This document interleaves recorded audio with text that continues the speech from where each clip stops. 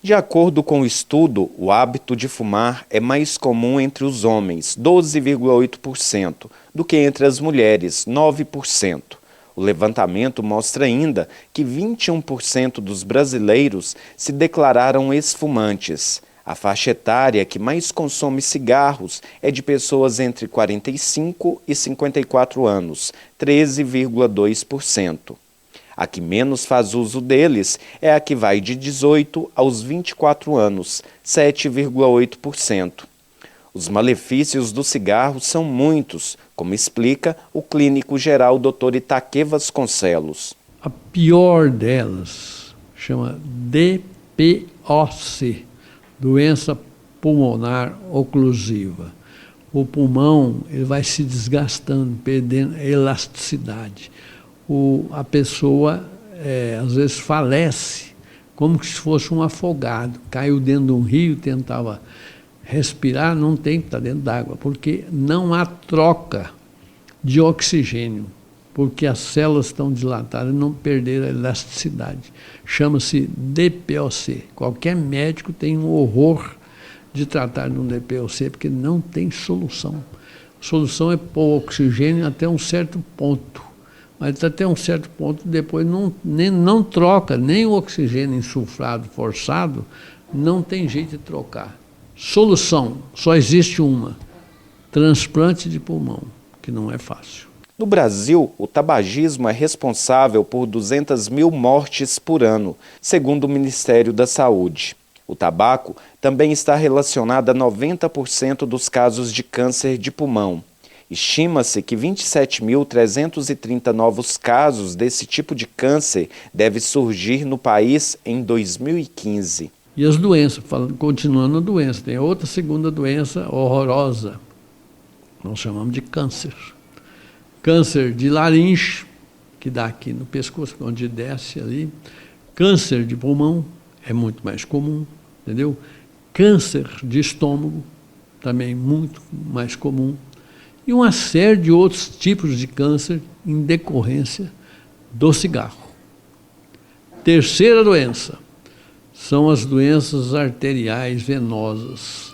O cara que fuma muito, ele tem mais sujeito ao problema. Terceiro caso ruim, um infarto do miocárdio, aquele infarto de coração e que mata muita gente, o cigarro contribui ali com mais de 50%. Porque as artérias vão sendo inflamadas e vão sendo entupidas, aí não circula, a parte do coração morre, aquela parte morre, onde que aquela artéria entupiu. Por quê? Pela nicotina. É o problema. Esse já é o terceiro caso grave. Então, tem várias doenças graves. Tudo, você pensar tudo no cérebro, os AVCs que nós chamamos, acidente vascular cerebral. Os AVCs com o fumante é muito pior, porque assim como o cigarro atinge, a nicotina atinge toda a circulação, do cérebro ao coração, às pernas, ele perde a noção cerebral muito mais cedo que o outro. Falando em perna, coisa comunsíssima, são as tromboses nos membros inferiores. Para quem fuma, dá muito mais. Dá uma trombose na perna, ou ele perde a perna, ou aquele trombo desloca da perna e vem parar no pulmão. Ali entope o pulmão, falecimento por trombose, desgarrado dos membros inferiores. Dr. Itaquê também fala sobre a questão do fumante passivo. Eu concordo com a lei do fumante passivo, é o seguinte: o cara trabalha num bar, o cara trabalha num restaurante, todo mundo fumando, e o cara lá com a bandejinha, para lá, para cá. Ele fuma mais do que os fumantes, porque ele respira toda aquela coisa. Sabe? Às vezes a minha mulher é fumante. Não tem problema nenhum. Quando ela quer fumar, sai um pouquinho de lado, e não fuma dentro do carro, não fuma no ar-condicionado, não tem problema nenhum. Eu sou um cara que não fumo, sou um atleta, não tem problema nenhum. Não tem problema. Tem os lugares de fumar, um lugar aberto, isso aí não afeta em nada. Agora, nos lugares fechados, por exemplo, você trabalha num banco. no banco é um ambiente fechado com ar-condicionado. E se tem fumantes lá, os caras que não fumam, eles sofrem, às vezes, até mais do que o fumante. Então, aí nesse caso, o fumante, o não fumante, ele sofre os mesmos problemas. Para o Ministério da Saúde, algumas medidas que ajudaram para a redução no número de fumantes foram a política de preços mínimos, proibição da propaganda de cigarro, proibição do fumo em ambientes fechados de uso coletivo, o aumento da taxação de maços e o aumento das advertências em embalagens. O senhor acha que o trabalho de conscientização é fundamental nessa questão?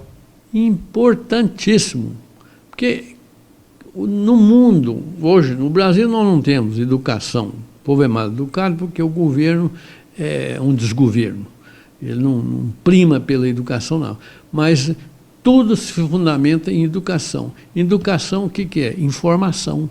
Informação e educação. Se eu estou falando aqui sobre toda essa problemática do cigarro, eu estou dando informação, eu estou dando educação para quem está escutando. E ele falou, não, realmente, então o médico falou, o médico tem 45 anos de trabalho, sabe do que fala. Então, eu vou parar, eu vou evitar. Porque, então, que trabalho que eu estou fazendo? Um trabalho educativo. Isso tinha que ser feito nas escolas, desde o primário. Tinha que ser feito para poder conscientizar, porque você forma a consciência do indivíduo desde cedo. Aquilo vai, acaba a consciência prevalece. Porque começa a fumar é o jovem, é o adolescente, porque ele acha importante, acha bonito fumar, entendeu?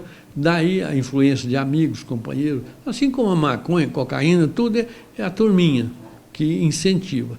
Se você tem outro lado de informação pesada que joga em cima deles, mostrando os erros que são estabelecidos com o uso do cigarro, nós estamos falando só no cigarro aqui, já é uma conscientização. Conscientização é educação. E tudo no Brasil, tudo no mundo é educação. O fato é, se você quer parar de fumar, saiba que o benefício virá e o maior beneficiado será você.